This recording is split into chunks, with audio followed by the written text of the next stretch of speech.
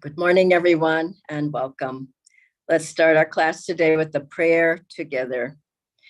Heavenly Father, Divine Mother, friend, beloved God, Guru Preceptors, Jesus Christ, Babaji Krishna, Laidi Mashaya, Swami Sri Yukteswarji, beloved Master Paramahansa Yogananda Ji, saints of all religions, we bow at thy feet.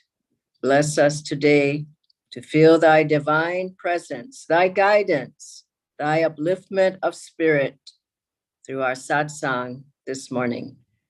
Om Shanti Shanti. We'll have a song by Swamiji, and then we'll have an excerpt from a talk on this topic of attuning to the Guru's guidance. Welcome again, friends.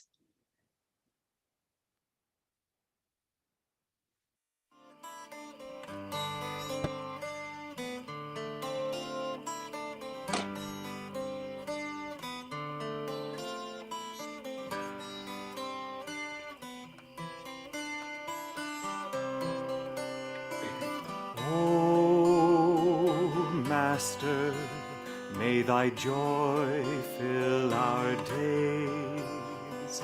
Oh, Master, may thy wisdom guide our ways. The time has come for us to see that there's but one reality upon the earth and high above, the truth that all was made from love. A love that calls to us to fly above the hills, above the sky, above the storms, above the pain, a land where peace and laughter reign. Oh, Master, may thy joy fill our days. Oh, Master, may thy wisdom guide our ways. Guide all our hopes and all our dreams, past every glow that only seems, into the light, the inner sun, into the truth that we're all one.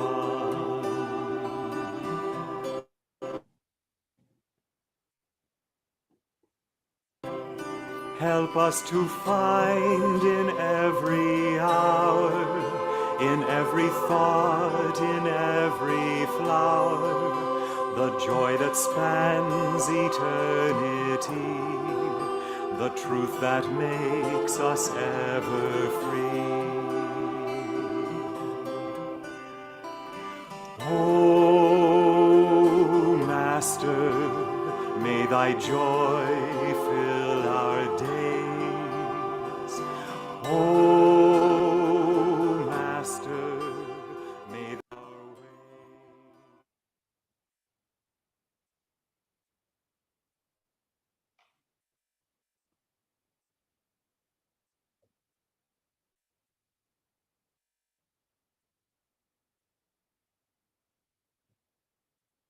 The Bhagavad Gita is a colloquy, a dialogue between Krishna, who is the divine guru and also the representative of God, and the disciple Arjuna.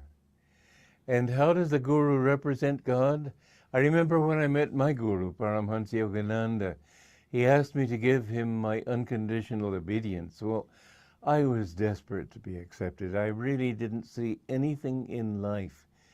I had tried so hard to improve myself, to reach perfection. I found that it was like washing a dirty shirt. You try to get a bubble that's in the shirt underwater and it just moves somewhere else. So I'd concentrate on one fault, and my energy being removed from another fault, that fault would come up. And I realized I needed help. I think that that happens to everybody, but it must happen before they will seek a guru. When they realize that I need help, I can't get it on my own, then they understand the need for a guru. The guru's purpose is not all, mind you, truth is one. There's nothing sectarian in true religion. And what Krishna taught, Jesus taught. What Jesus taught, Buddha taught. All truths are one. They give different emphases to the truth, depending on the needs of the times in which they're living. But in the Bible, in the Gospel of St. John, it says, to all those who received him, to them gave he power to become the sons of God. And receiving doesn't mean, most Christians think it just means, well, I believe in him. Belief has been made the essence of being a true Christian. Well, people used to believe that the world is flat. That didn't make it flat, did it? The beliefs that you hold are not necessarily true. I can believe in you, but until you've proved yourself to me through testing, I can't say that I have faith in you. And so faith comes from experience. And faith is what the Bible is really talking about. It's what Jesus was talking about. And it's what Krishna also was bringing to Arjuna and to the world. But that, the need for the guru, I can say this now, I have been a disciple of Paramahansa Yogananda for nearly 61 years now. And I can say that what I have really gained from him is attuning myself to his consciousness. It's very interesting how you don't lose your individuality. When I met him and he said, will you give me your unconditional obedience? I was, as I said, desperate, but I said that I wanted to be honest. I said, what if I think you're wrong? And he said, I will never ask anything of you that God himself doesn't tell me to ask you. And I found that it was so. And everything that he asked me, I found that if I followed my will, I didn't get anywhere. But if I did what I was feeling from him, and that feeling, it was a very interesting play between the disciple and the guru, I could say, because he would try to force me to understand him in an inward way, in my consciousness. Good morning again, friends. So wonderful to hear Swamiji speaking of his time with Master. I think so many people, even considered disciples, really don't listen deeply or follow or the guru's guidance. Maybe they don't know how, or many people become their own guru. They want to do what they want to do. But following inwardly the guru is really the doorway to freedom. I remember before coming on the path that in school at university, we had an encounter group. And you go every week and people would basically tell you what they thought you should do and where you're going wrong. And they didn't know what they were talking about. It was the blind leading the blind. And oftentimes relatives try to tell us how to guide our life properly. And honestly, if I had followed my relatives, I wouldn't be on the path. Maybe that's the same for you. And then there are so-called friends who try to tell us what to do. And I don't think I'd be on the path if I had followed those friends at that time either. We need to realize that God is the truest friend and is coming to us, guiding us, talking to us, directing our lives through the guru. And from birth, from not even this lifetime, from every lifetime, God has been drawing us home to him, through the guru. And this life, from when we were just born, Master was pulling us, drawing us, guiding us to go live in this place, guiding us to go to this school, guiding us to this job, guiding us to this relationship as best as he could. And then finally guiding us to him and trying to show us the way to freedom. And I remember Swamiji's story of coming onto the path when he was at a bookstore and New York, and he saw Master's book and he was drawn to it, but then he said it was dedicated to an American saint, Luther Burbank. So he said, there's no American saints. He put it back. But then the next day or so, he was in that same area and he felt Master's guidance. Guidance isn't going to come to you always in the way that you think. Swamiji felt an actual force that was pushing him back towards that bookstore to get that book. And he got it, he read it. Master was guiding him through the book. Master said he put his vibrations. What does that mean? His blessings, his magnetism is in those words, in the pages of Autobiography of a Yogi. And so Master guides us to get back to him. He guides us through our practices. As we practice, we feel his guidance I felt his guidance to move to Ananda. And when I got there, I felt his guidance through Swamiji telling me how to practice, how to behave, how to have the right attitudes, how to stay positive, all of these things. This was Master's guidance. And I didn't hear a voice from above or have a vision of Master or anything like that, but it was definite guidance coming through Swamiji. Then I felt it through his books, through his lessons, through the songs, through yoga practice, through having the right thoughts. It's always there, but we have to realize that we have to be there. And then I was thinking of Master. He followed the guidance of God. People think they can do get their own guidance. But as Swami Sri Teswarji said to Master, allow me to discipline you. And Master said, well, why, sir? And he said, because your guidance is through whims and fancies. You're doing what you want to do. And that's what most people are doing. Even while on the path, it's what do I want? Instead of asking Guruji, what do you want?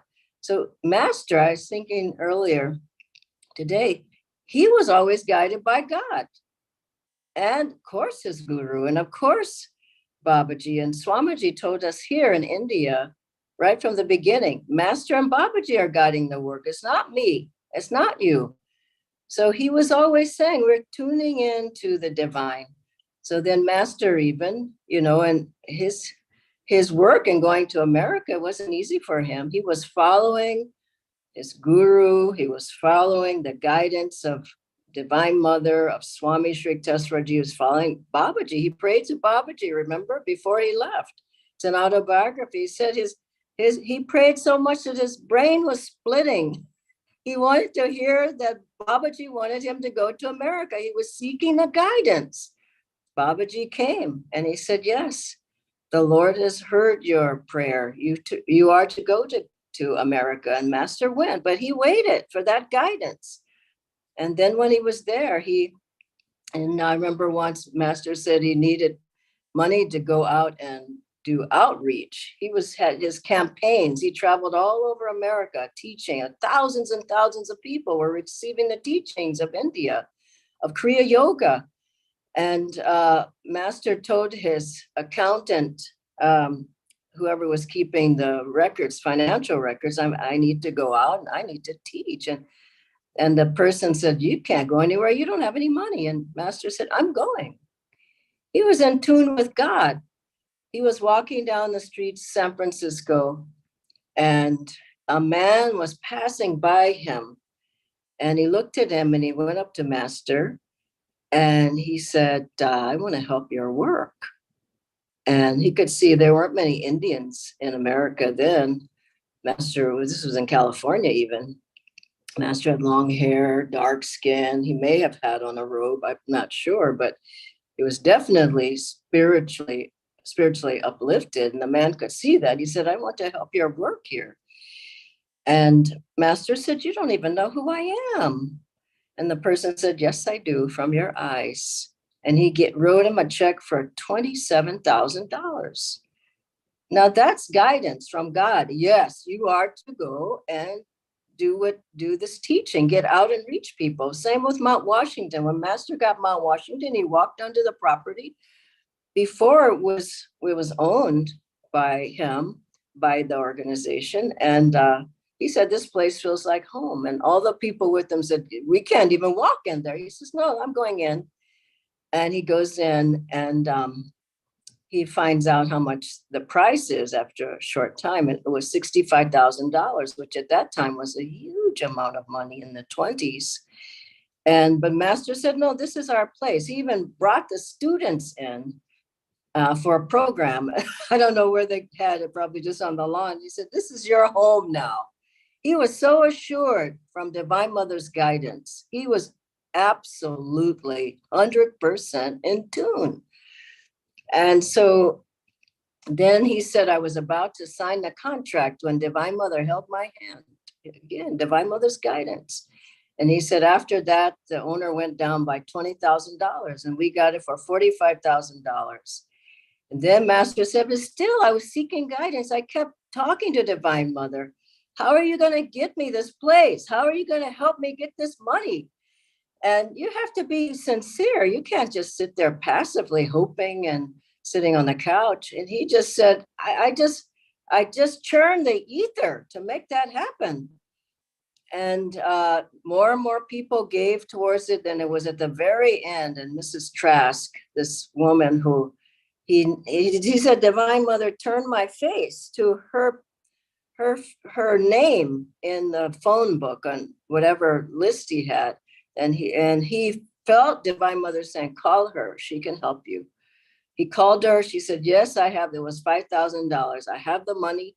He said, you must be there. You must be there. And other people were waiting to get the place. If he didn't have the money. And Mrs. Trask, she was late, but she came. She got there. And Master said the drama was over and the place was ours. But he said, it's a very interesting point. He said, I was battling with Divine Mother about how are you going to guide me to get this place? How many people battle with Divine Mother? They just throw up a prayer and hope she hears it and then say, nobody heard me. But you have to put out energy and work for it. I remember when I was wondering if I should be living here in India, and obviously I should be living. I've been here almost 20 years. But I was thinking in the beginning, I don't know if I should go, if I should not be there, if I should stay in America.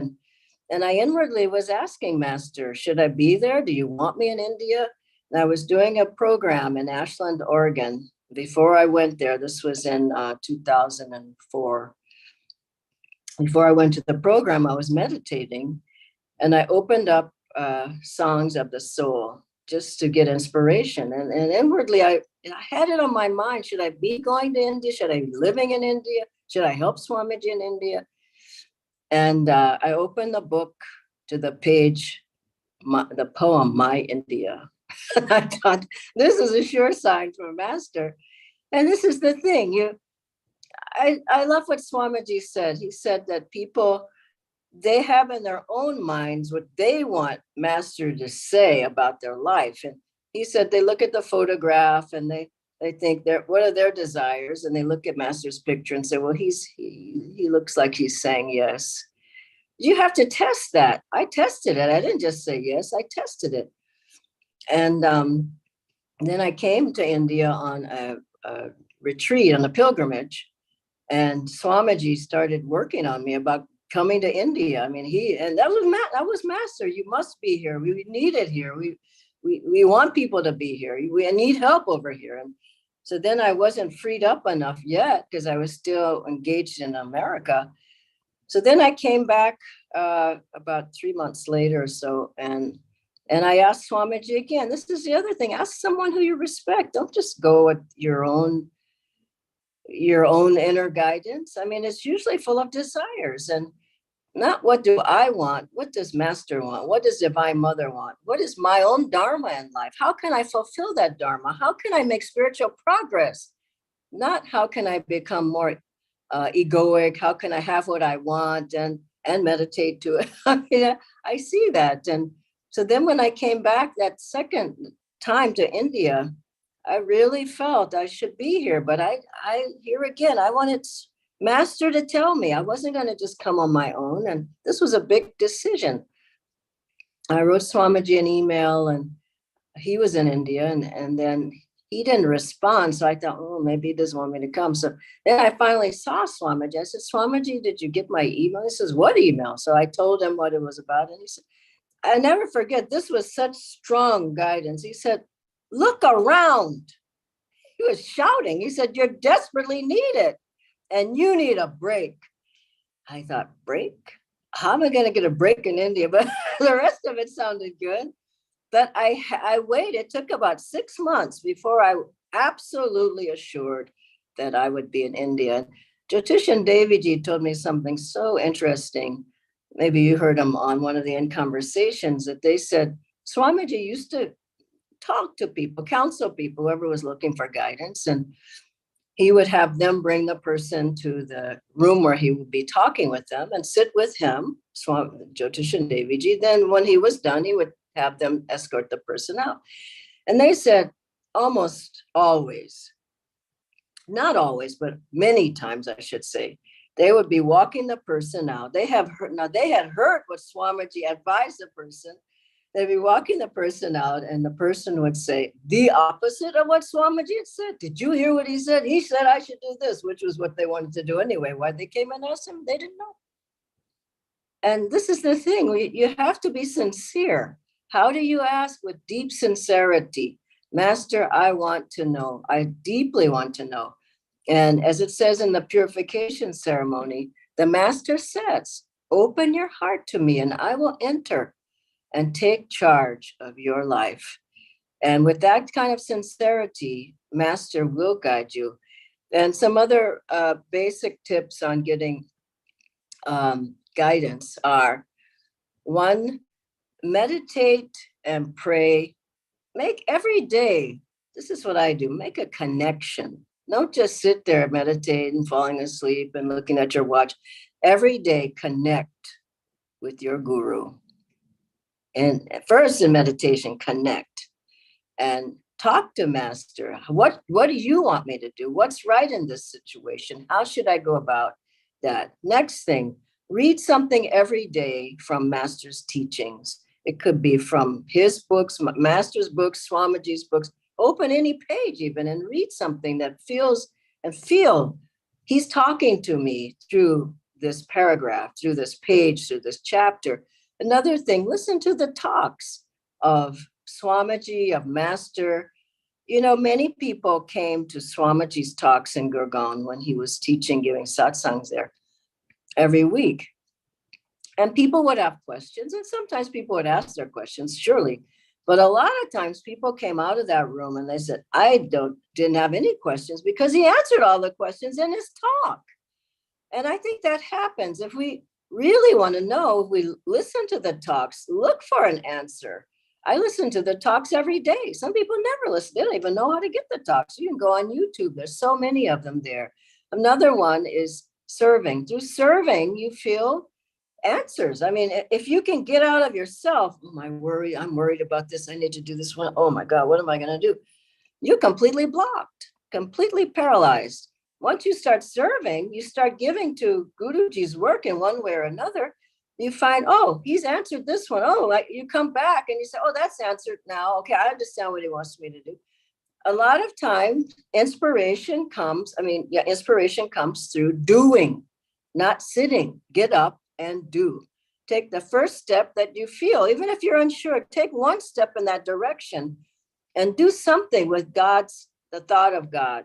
And then you find, okay, this is in the right direction. Okay, I need to go this way. I was once looking for a house for Swamiji in Gurgaon, and he needed that house like right away. He was in a place that wasn't comfortable. He was only staying here for 2 weeks. And it was, a desperate situation. I got in the car alone with the driver. I knew I wanted to get Swamiji somewhere close to the Gurgaon center. And I got the driver, I said, get on the street. And I was just praying, feeling intuitively where there was a house. And I knew there was a house on that block. There were different rentals I had seen before. And we were driving, and I just kept praying, and I stopped the car. I looked over, there was a sign that had a phone number even. I called that number. I met the person within about 2 hours, and we signed a contract and we got the place. But that came from, I was sure. One other thing is have the faith, trust, know that master's with you. He wants to guide us. He's the guru. And finally, last thing is to open yourself up through the music, through chanting. I'm here in Calcutta. You may not know that I didn't say, but it's wonderful here. I'm really, really enjoying this visit. I've been here a number of days, almost a week. They're wonderful guru bhais here. They take such good care of you, and I love being here. Anyway, and for Guru Purnima, it's the best place to be. We had a wonderful satsang at the Tulsi Bose Shrine, but we had a music workshop as well. And I could see, that was on Saturday, I could see the people when they first came in, it's kind of sitting and wondering what's going to go on. And by the end of the 3 hours, people were just so joyful, smiles on the faces, totally uplifted. We had chanted, we learned a song of Swamiji, we sang it together, we chanted. People learned they learned the drum, they learned the kol, they learned the kirtals, the cymbals. We had a tanpura. And I got this new instrument. I've just got to show it to you that they gifted me. Which, have you ever bought an instrument you couldn't even play? But I can't really play this, Esraj. But I played the cello for years. And it has a bow. And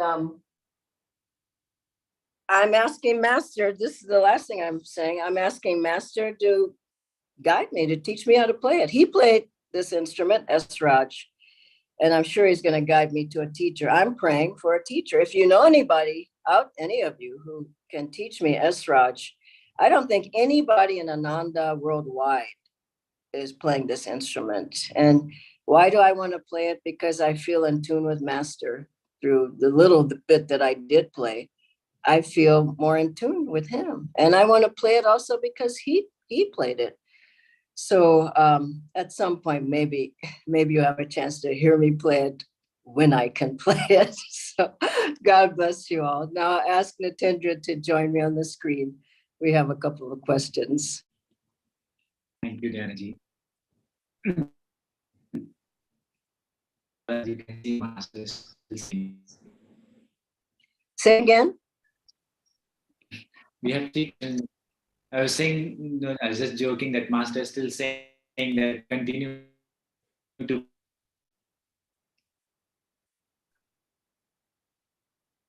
Dhyana ji, the first question is, I do ask Master's guidance, but I don't feel like would you advice? Can you hear me okay? Can you hear me? Yes, Dhyana ji. Okay. Yeah, I didn't hear the question. Just say once more.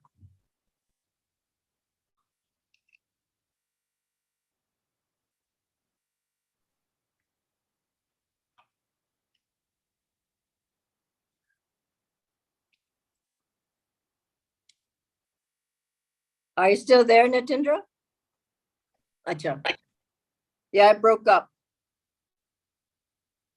So, am I audible now, Dhyana ji? Yeah, go for it. Is I try to ask for Master's guidance, but I don't feel like I'm getting. Okay, I think I know which question that is. I try to give Master's guidance, but I don't feel him. That takes time, really. And I think it takes awareness and listening. I think most people are talking so much they can't ever hear him. That's my feeling.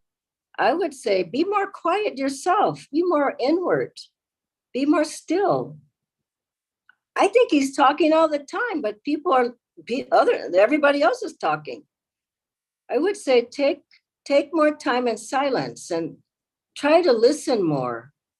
And Swamiji said, call from here. Master said, call from here. You put your prayer out from here. Call to Master from the spiritual eye. Feel him in your heart. That takes stilling of the emotions. Most people are just so emotional. you know, you're not going to hear anything. You have to calm down and feel in the heart. The third step is act. Call, feel, move, do something, act on the guidance.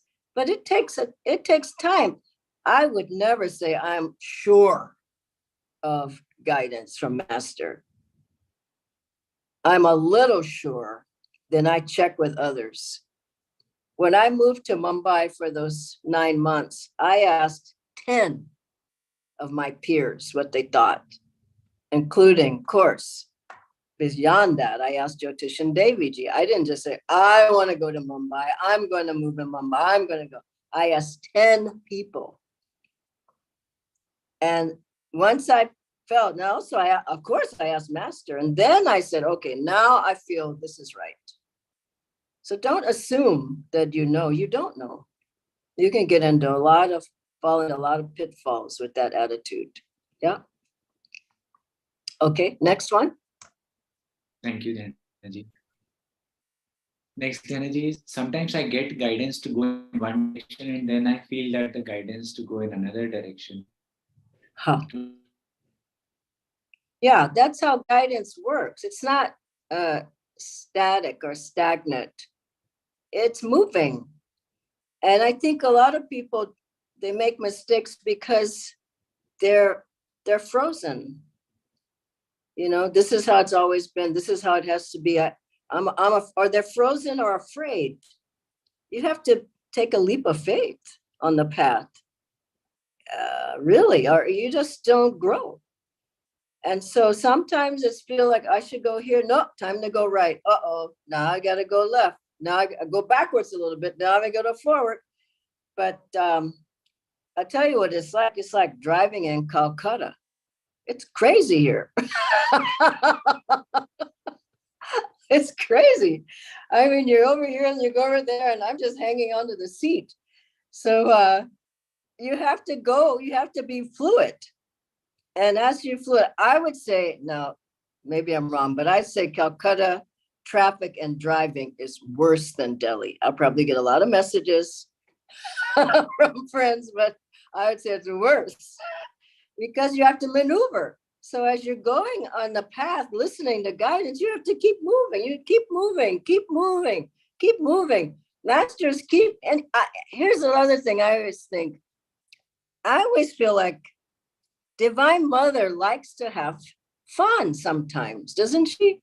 I think Master likes to have fun with us, but we don't want to have fun. We want to know right now, what do you want me to do? But they're saying, oh, let's enjoy this. No, I don't want to enjoy anything. I need to know the answer now. So as you get longer on the path, you start to relax more and you say, okay, I know Divine Mother's good. Has it happened to you in the 11th hour? Many times in my life, the answer has come. But I had to grow and I had to do so much so I could grow. And then Master said, okay, you're on the right path. Here, now I'll give it to you. Isn't it so?